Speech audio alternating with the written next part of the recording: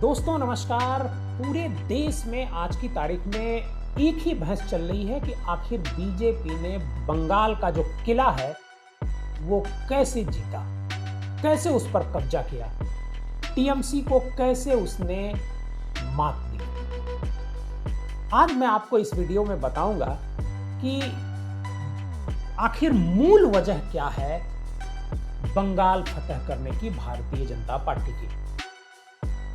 बहुत सारे लोग ये बात कह रहे हैं कि एसआईआर की वजह से नाम कटा, इस वजह से बीजेपी जीती, टीएमसी को मौका नहीं मिला। बहुत सारी बातें कही जा रही हैं, लेकिन मैं आपको ग्राउंड से जो रिपोर्ट आ रही है मैं उसके आधार पर आपको कुछ बताना चाहता हूं। बंगाल में वैसे मेरा कई बार आना जाना हुआ, चुनाव के दौरान, चुनाव जब इधर हो रहा था तो मैं नहीं गया, लेकिन पहले गया था, दूसरे जब वोटिंग कैंपेन वगैरह हो रहा था उस दौरान में। हालांकि उस समय लग नहीं रहा था कि बंगाल में बीजेपी जीतेगी, उस समय यही लग रहा था कि टीएमसी ही जीतेगी, क्योंकि बहुत सारी योजनाएं ममता बनर्जी चला रही थी और इसके अलावा उनके पास एक और वोट था मुसलमानों का। हिंदुओं का भी वोट था लेकिन मुसलमानों का भी वोट था। मुसलमान का वोट एक तरफा उनको मिलने की पूरी संभावना थी और मिला भी। फिर ममता बनर्जी चुनाव कैसे हार गई, बीजेपी क्यों जीत गई? क्या मुसलमानों के खिलाफ बंगाल का जो हिंदू था, कुछ परसेंट, मैं सबकी बात नहीं कर रहा हूं, वो एकजुट हो गया? बिल्कुल।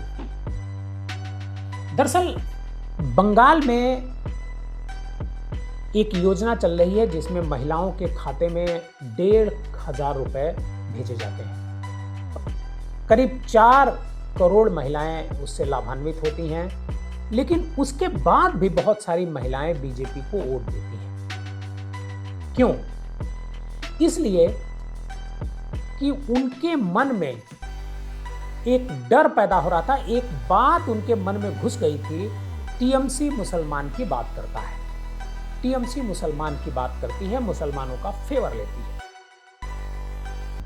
बीजेपी इस बात को उनके दिमाग में बिठाने में कामयाब रही और ठीक से बिठाया, हल्के फुल्के तरीके से नहीं बिठाया, ठीक से बिठाया कि ममता बनर्जी केवल और केवल मुसलमानों के फेवर में काम करती है। और यही वजह है कि हिंदू जो है वो पोलराइज होता गया। आपने कैंपेन के दौरान देखा होगा, टीएमसी की एक बड़ी खूबसूरत नेत्री हैं सयानी घोष, उन्होंने काबा को लेकर के एक गीत गाया मंच पर। इसको लेकर के भी लोगों में, हिंदुओं में रोष था कि हिंदुओं को लेकर के कोई गीत तो नहीं गाया। बीजेपी पूरा फोकस इस बात पर कर रही थी पूरे कैंपेन के दौरान कि मुसलमानों की नेता है ममता बनर्जी, हिंदुओं से वो हेट करती है। यह बात उन्होंने पूरी तरीके से बैठाने की कोशिश करी दिमाग में, और इसके लिए टेलीविजन का इस्तेमाल किया गया, सोशल मीडिया का इस्तेमाल किया गया। कुछ जगहों पर उनके वर्कर भी पहुंचे जो पब्लिक को समझाए। कुल मिलाकर के ये था कि ममता बनर्जी मुसलमानों का फेवर करती रही हैं 3 चुनाव में, और अगर इस बार वो आ जाती हैं तो मुसलमान का ही राज चलेगा, हिंदुओं का राज नहीं चलेगा। ये एक बड़ी बात थी जो ममता बनर्जी के खिलाफ गई। हालांकि बहुत ज्यादा खिलाफ नहीं गई, दोनों के बीच जो वोट का डिफरेंस है 6 से 7% के बीच का है, बहुत ज्यादा डिफरेंस नहीं है, लेकिन ममता बनर्जी को इसका लॉस हुआ। जो वोट पिछली बार उनको मिला था उनमें से बहुत सारे जो बंगाली हिंदू हैं वह इस बार बीजेपी की तरफ शिफ्ट कर गए, इस बात को लेकर के कि ममता बनर्जी मुसलमानों पर ही केवल ध्यान देती हैं, हिंदुओं पर ध्यान नहीं देती हैं। और महिलाएं 1500 रुपया भी ली, बहुत सारी महिलाओं ने, और ममता बनर्जी को वोट भी नहीं की। आपने देखा होगा कि मतदान जब हो रहा था और जब कैंपेन चल रहा था तो बहुत सारे पत्रकार वहाँ बात करते रहे थे। बहुत सारी महिलाएं बोलती नहीं थी, बहुत सारे वोटर चुप थे। मुझे 2024 की याद आती है। 2024 में वोटर जो है उत्तर प्रदेश में भी चुप था और उसने एक बड़ा फैसला दिया, बीजेपी को एक बड़ा सबक दिया चुप रह करके। यही काम जो है इस बार बंगाल की जनता ने किया। बंगाल की जनता चुप रही और चुप होकर के जो है वो बीजेपी के फेवर में वोट कर गई और ममता बनर्जी जो है पीछे रह गई।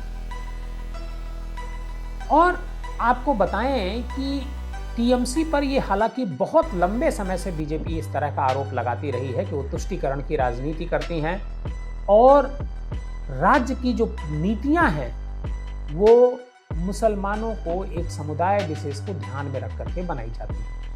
हालांकि टीएमसी ने इसको खारिज करने की बहुत सारी कोशिशें की, लेकिन ये नैरेटिव बीजेपी सेट करने में कामयाब रही और टीएमसी ये नैरेटिव नहीं सेट कर पाई कि वो मुसलमानों के फेवर की ही अकेले काम नहीं करती है, वो सबके लिए काम करती है, सबका साथ सबका विकास के लिए काम करती है। ये नैरेटिव टीएमसी नहीं सेट कर पाई और इसी वजह से टीएमसी हार गई और बीजेपी जीत गई। बीजेपी ने हमेशा एक संदेश देने की कोशिश की अपने वोटर्स के बीच में कि टीएमसी एक तरफा पॉलिटिक्स कर रही है, हिंदुओं की अनदेखी कर रही है। इसमें कई घटनाएं भी उसका उसको पुष्ट करने में लगी रही। जैसे एसआईआर के दौरान जब कुछ मुसलमानों ने जजेस को बंधक बना लिया था, आपको ध्यान होगा कि बांग्लादेश में हिंदुओं पर जब अत्याचार हो रहा था तो उस पर भी ममता बनर्जी चुप थी। चुप तो हालांकि केंद्र सरकार भी थी, लेकिन ममता बनर्जी भी चुप थी और ये जो चुप्पी थी ये हिंदुओं के मन में बैठ रही थी। और जो बंगाल से बाहर हिंदू रहता है वो अपने लोगों को बताने की कोशिश करता रहा, बंगाल के जो बाहर हिंदू रहते हैं, कि बंगाल में अगर बचना है तो बीजेपी को लाना है। और शायद यही वजह है कि बीजेपी वहां पर बड़ी जीत हासिल करी है और जो स्कीम्स हैं उसका फायदा नहीं मिला। मतलब बीजेपी वायदा क्या कर रही है ये मायने नहीं रखता है, सेंटिमेंट क्या कह रहा है ये मायने रखता है।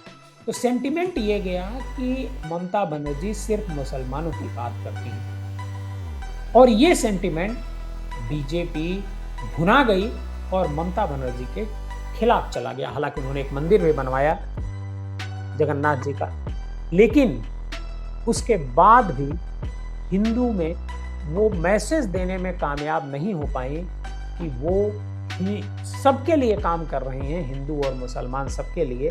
और शायद यही वजह है कि ममता बनर्जी चुनाव हार गई और बीजेपी चुनाव जीत गई।